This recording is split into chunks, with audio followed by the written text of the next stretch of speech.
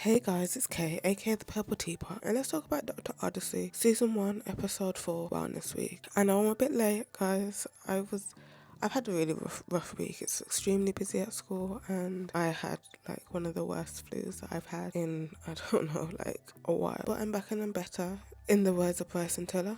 So let's get into the TV show because it was interesting. I like how dynamic the episodes are, how different each one is. Like they have the same structure, but at the same time they're not always focusing on the same thing. Like how in the beginning of this episode they start out like playing poker, and we also get introduction to more characters, which I think was on purpose. But let's get into it. Let's talk about Max.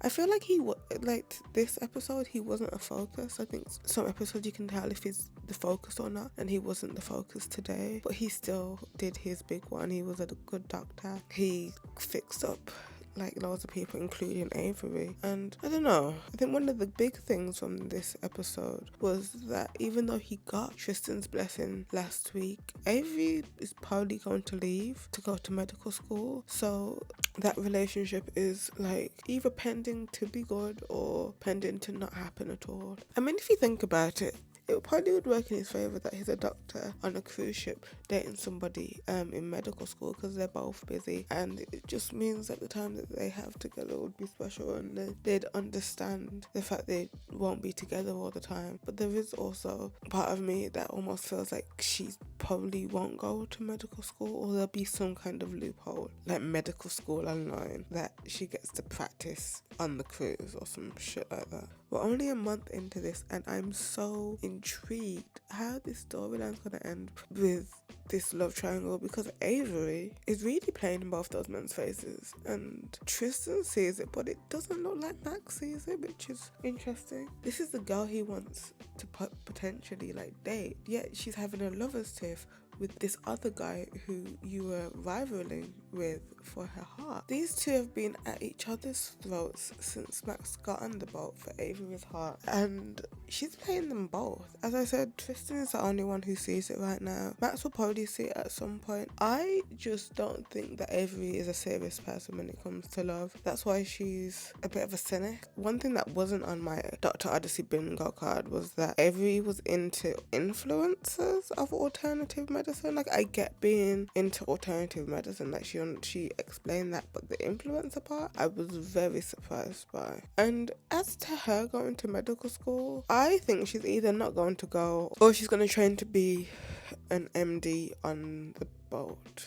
I don't know, like, we're 4 episodes in and they're already like threatening for this character to leave. I don't believe them. This also like feeds into the fever dream part of what I've been talking about for like since like last week or the week before, about this being all Max's dream. Like, everything about this show feels a tiny bit temporary, and I'm really hoping it's not, but I don't know, we'll see. Avery was so jealous when it came to Viv, and it was fun to see, fun to experience. I really like Viv and Tristan together. I think that they'd be good together, and now that Viv is staying, I'm excited to see more of their relationship and how that's explored. I think Tristan needs somebody else other than Avery to open his mind more long term to dating and not being obsessed with whoever he's dating. I think Max also needs this, but I feel like he'll learn that in his own time. And Viv is cute, but at the same time I say all this, but he's still in love with Avery. I know he said last week he wasn't, it was infatuation. No, that man is in love. The way that he acted when they found out Avery had appendicitis just like told me everything that I need to know, because it didn't feel like a brotherly thing or a friendly thing when he was frustrated with her. It was more of frustration because he cares so deeply about her, and he's probably trying to push that away. But ultimately, I do think that Avery and Tristan, after watching this episode, are probably going to date first, but we'll see.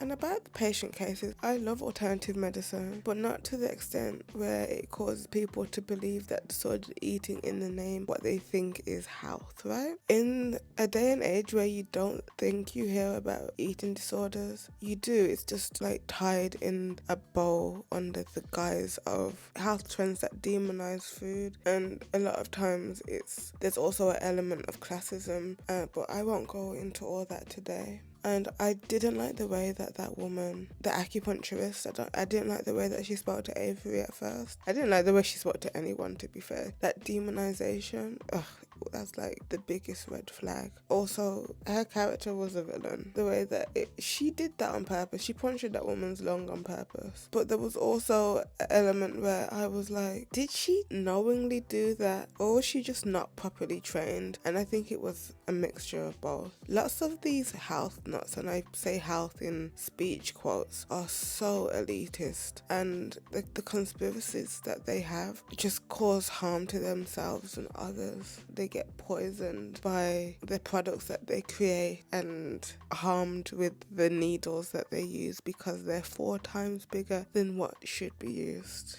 And the woman who organised the wellness part of this cruise, she was just horrible. I get that she was probably also under the influence of a plethora of hallucinogenics, but I didn't like the way that she spoke to Viv and her talking about how the ancestors didn't cook their meat. And girl, your ancestors, my ancestors, they had fire. You think that heat came from nowhere? People have been cooking food for centuries. And then in the end, it didn't even feel like she took much accountability. And this is what I'm talking about with the health influencer thing, is it seems like she's somebody, she just makes opportunity out of whatever. So the fact that she basically poisoned herself with this diet she insisted that she and everybody else be on, she used her recovery as an advantage to work with Big Pharma, which I think was kind of crazy. As I've said in previous videos, I'm very excited to know more about other members of the crew, especially as they added this new character Viv, and then there was 2 other characters, the housekeeping guy and the woman below deck.